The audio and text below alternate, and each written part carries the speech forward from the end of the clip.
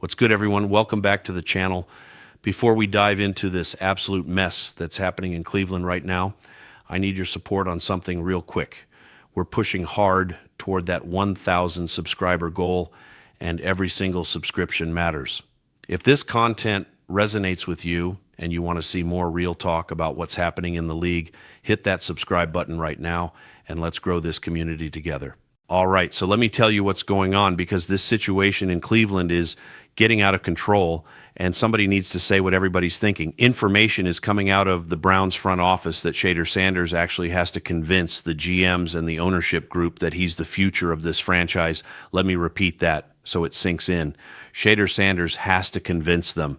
After everything we've seen, after the way he performed in his first start, after the absolute disaster that was Dillon Gabriel and the revolving door of mediocrity at quarterback that Cleveland has suffered through for 2 decades, this kid still has to prove himself to people who should already know what they have. And I'm sitting here trying to figure out how any of this makes sense. Word on the street from insiders, and we're talking about people who actually have connections inside that building, is that the Browns are still very much interested in drafting a quarterback in the 2026 draft. Not just interested, very much interested.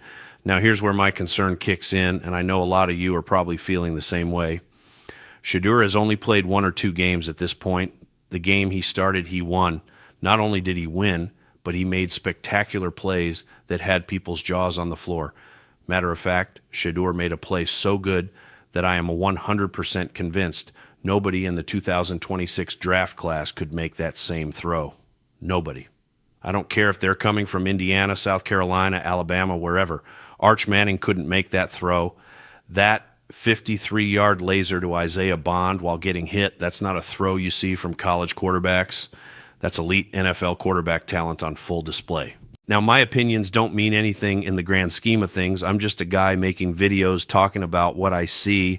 It's up to the Cleveland Browns ownership and front office to make the actual decisions about what they're going to do with their franchise. But I'm here to tell you what's being reported and what the insiders are saying.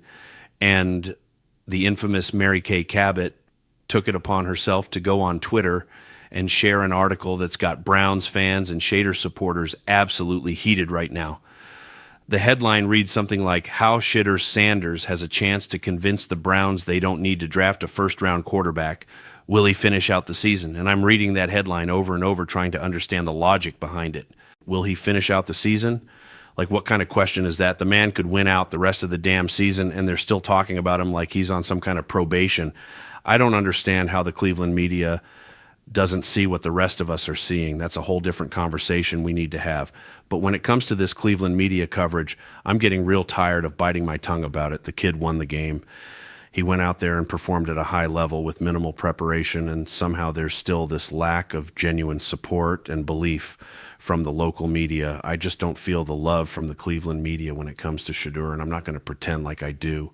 I'm tired of trying to be diplomatic about this. I don't feel the love from them at all, so I don't want to collaborate with any of them. Don't come knocking on my door. Don't ring my phone. Don't try to get me on podcasts or anything like that, because I don't feel the genuine support. When it comes to Shedeur, they're always on some iffy energy. You know what I'm saying? They're always hedging their bets, always keeping one foot out the door, like they don't want to fully commit to saying this kid is special. I'm trying to keep this professional and not go off, but this article that Mary Kay wrote about how Shedeur Sanders has a shot to convince the Browns they don't need to draft a first-round quarterback really got under my skin. Let me read you what it says. Cleveland Browns: "It is possible for Shedeur Sanders to play well enough over the final 6 games of the season that the Browns will scrap plans to draft a quarterback in the first round. It's entirely possible, even though the Browns acquired the extra first-round pick in the trade with the Jaguars, so they're positioned to grab one of the top quarterbacks in the draft." Now, that trade with Jacksonville happened last year, which tells me something important. That means the Browns weren't convinced by Dillon Gabriel. They weren't convinced by Shedeur, who they hadn't given a real shot to yet. And they definitely weren't convinced by Joe Flacco. They were already planning to draft another quarterback before any of these guys even got extended opportunities. That's the reality of what we're dealing with here. They slipped to number 6 in the first round with the victory over the Raiders, and they also have the number 2 pick from the Jaguars. That's the pick everyone is speculating they might use to draft this other quarterback of the future. And here's where Mary Kay's article really starts to bother me. She says, and I'm paraphrasing here, that she personally thinks they should still draft a quarterback even if Sanders finishes out the season strong, because it's still a small sample size of a rookie quarterback. Small sample size. Did you not see how absolutely terrible that offense was before Shedeur took over? Are we really going to sit here and call what he's doing a small sample size when the alternative was watching Dylan Gabriel look completely lost out there for weeks? This is how they refer to Shedeur in Cleveland media circles. Small sample size, like the body of work doesn't matter, like the tape from Colorado doesn't matter, like the way he's commanded that offense in practice doesn't matter. Everything has to be qualified and diminished and questioned. Let me finish reading what she wrote, because this is important. She goes on to say that even if Shedeur finishes the season strong, she doesn't think another position trumps quarterback in the first round, basically saying that no matter what Shedeur does, they should still draft a quarterback, because you can never have too many options at the most important position. And look, I understand the logic of always trying to upgrade your roster. I get that's how NFL front offices think. But there's something deeply problematic about that approach when you have a young quarterback who's showing you everything you need to see. And this is why I've been saying for weeks now that Cleveland might not be the right place for Shedeur long term. And I know Browns fans don't want to hear that. I know a lot of you are trying to convince yourselves that this organization is going to do right by him. But I'm trying to have hope too. I'm trying to root for Cleveland to succeed, not just because Shedeur's there, but because I want to see the whole organization win. But they're making it really hard when they put out messaging like this. Before Shedeur started playing, I was legitimately rooting for the Browns to lose every single Sunday. And guess what happened? They lost every single Sunday until Shedeur got his opportunity. That's not a coincidence. That's a direct reflection of the quarterback play they were getting. Now I have to root for them to win because I need Shedeur to win. But it's hard to fully invest in this team when the organization isn't fully invested in their own quarterback. They're talking about him like he's some kind of placeholder instead of treating him like a potential franchise cornerstone. You went on podcasts, Mary Kay, talking about Shedeur like he was the second coming. You were hyping him up, talking about his elite accuracy, his arm talent, his maturity. And now you're sitting here calling him a small sample size after a 53-yard throw that you haven't seen a Browns quarterback make in years. You know exactly what I'm talking about. You haven't seen anybody in that building throw a ball like that in a long time, and you know it. Calling him a small sample size is disrespectful. I've been saying this for weeks, and I know some of you want me to collaborate with Cleveland media personalities. I'm not doing it. I have zero interest in collaborating with anybody from Cleveland media because they don't have full faith in Shedeur. You've got to read between the lines when you're listening to these Cleveland analysts and reporters. I know a lot of you tune into their content, and that's fine. Shout out to everyone who supports local coverage. But I have to tell you the truth. The truth is they're real iffy when it comes to Shedeur, real hesitant, real non-committal. And I know 80% of you watching this are Shedeur fans first and foremost. When it comes to supporting him, we don't need iffy energy. That messes up everything we're trying to build. If you're iffy about Shedeur, you're throwing off the whole metric. We don't want commentators and analysts who are halfway in and halfway out. You've got to be all in, 100% committed to recognizing what this kid brings to the table. Otherwise, what are we even doing here? The Browns organization needs to make a decision, and they need to make it soon. Either you believe Shedeur Sanders is your franchise quarterback or you don't. There's no middle ground on this.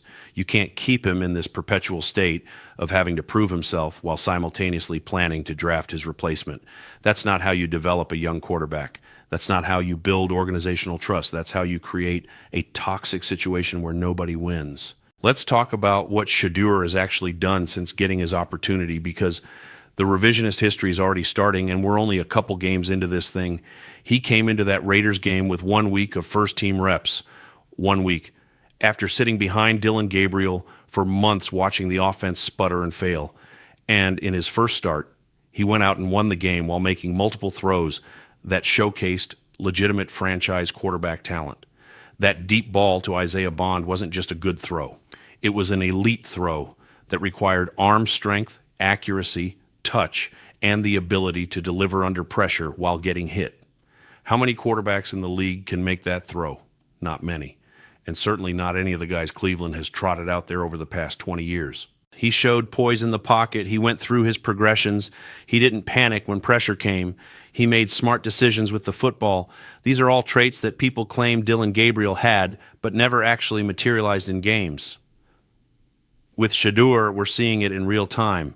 We're watching a quarterback who processes information quickly, trusts his arm, and isn't afraid of the moment. Those are the foundational characteristics you need in a franchise quarterback. Everything else can be coached and developed. But if you don't have that baseline of talent, processing ability, and mental toughness, it doesn't matter how much you develop. You're never going to be the guy. And that's what makes this whole situation so frustrating. Cleveland has spent 2 decades searching for a franchise quarterback. They've tried everything: high draft picks, veterans, retreads, developmental projects, everything. None of it has worked. And now they finally have a guy who looks like he might actually be the answer.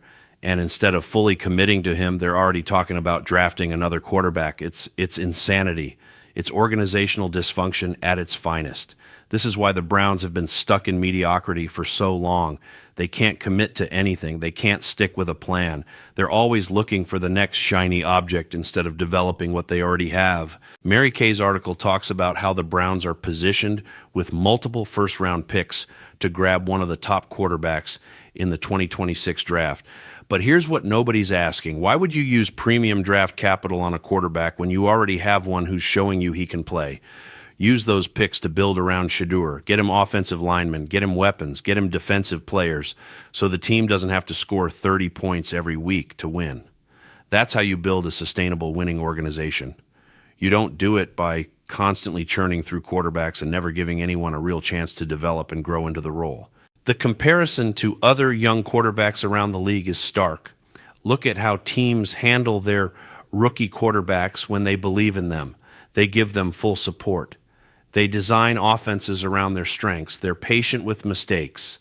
They publicly back them even when things get rough. That's what organizational commitment looks like.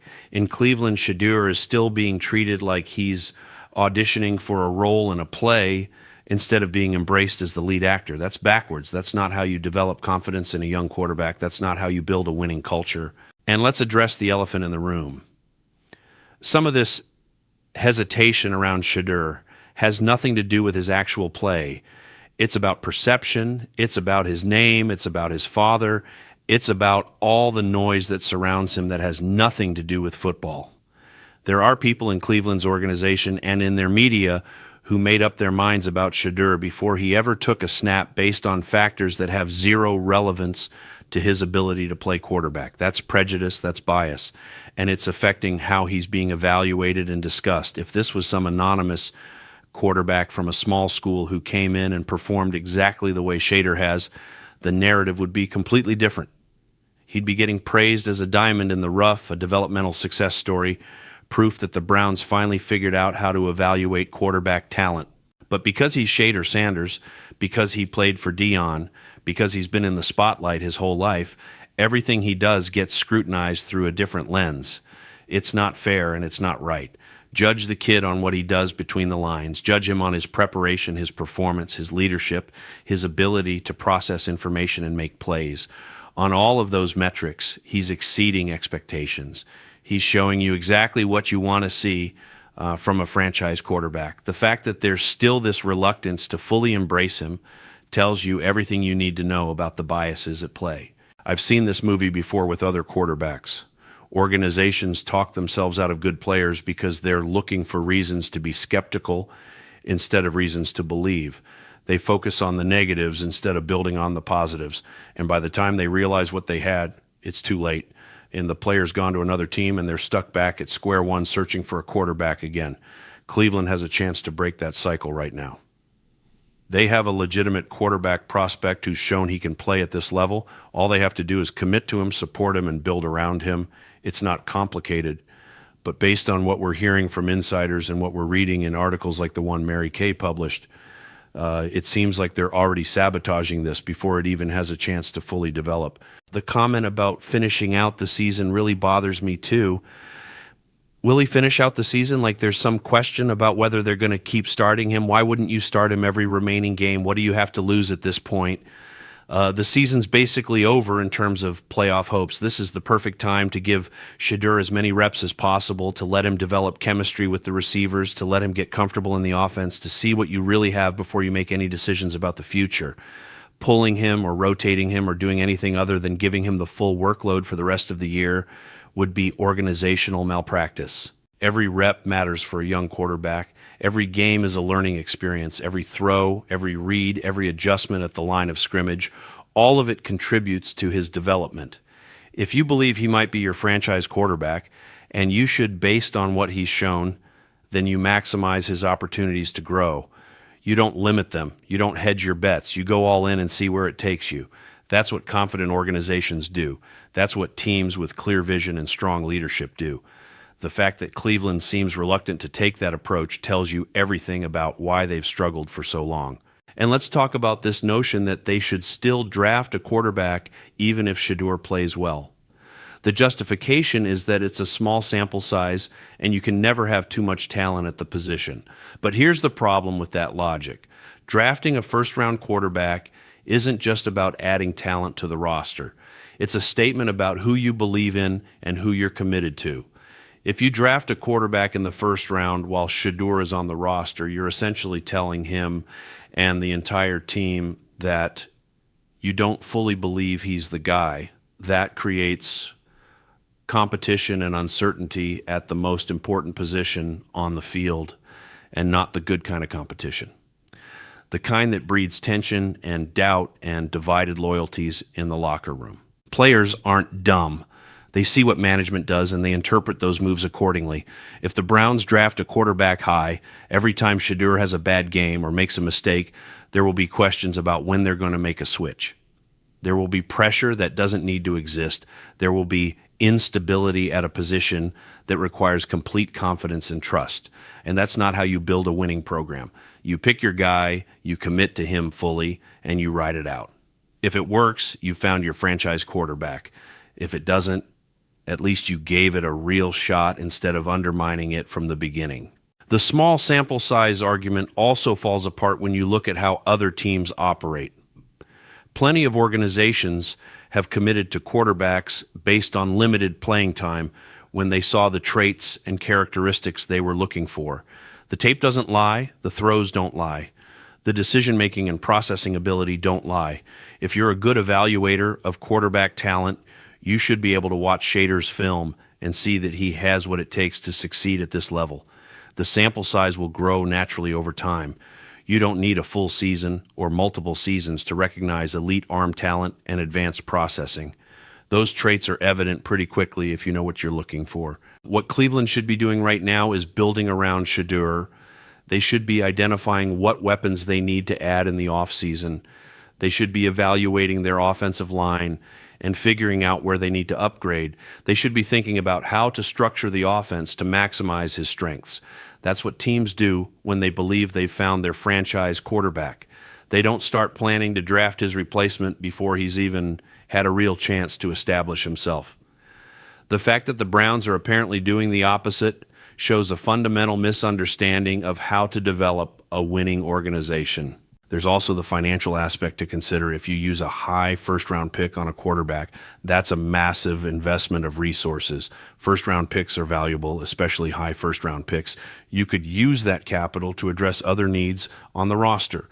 Get a dominant offensive tackle, add a game-changing pass rusher, upgrade your secondary. All of those moves would help Shedeur and the entire team more than drafting another quarterback would.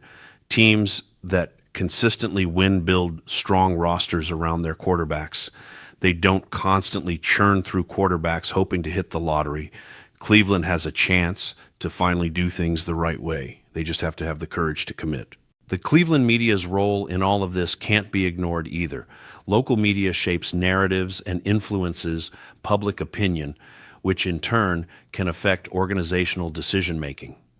When respected reporters like Mary Kay are writing articles that question whether Shedeur should finish the season and suggesting the team should still draft a quarterback regardless of his performance, that creates an environment where doubt is the default setting. It makes it harder for the organization to fully commit because there's always going to be voices saying they should keep their options open. That's not helpful for anyone, least of all the young quarterback who's trying to establish himself. What Shedeur needs right now is unwavering support. He needs to know that the organization believes in him, that the coaching staff is committed to his development, that the media is going to give him a fair evaluation instead of constantly looking for reasons to be skeptical. That's the environment where young quarterbacks thrive. That's how you unlock someone's full potential.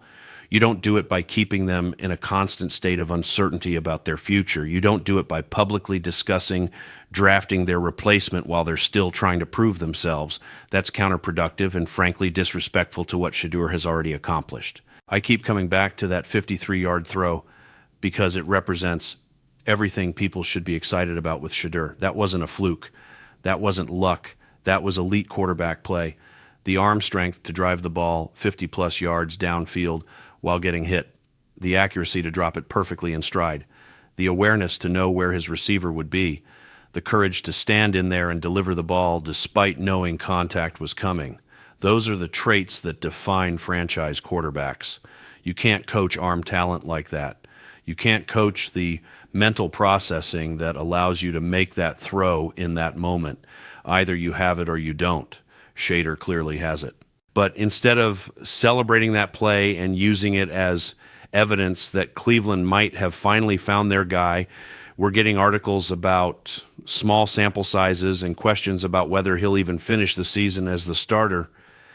That disconnect is maddening for anyone who's been watching this situation closely. It feels like some people are determined to find reasons to doubt Shedeur no matter what he does on the field. He could throw for 4,000 yards and 30 touchdowns, and there would still be questions about whether the competition level was high enough or whether he can maintain that production or whether they should draft someone just to keep him on his toes. At some point, you have to recognize that the goalposts keep moving because certain people don't want to admit they were wrong about their initial evaluation. And let's be real about something else. The Browns have been a laughingstock at the quarterback position for 2 decades. They've whiffed on so many draft picks, so many free agent signings, so many evaluations. They don't exactly have a track record that inspires confidence in their ability to identify quarterback talent. So when they finally have a guy who looks like he might be different, like he might actually be the real deal, maybe they should defer to what the tape is showing instead of overthinking it. Maybe they should trust that sometimes the obvious answer is the right answer.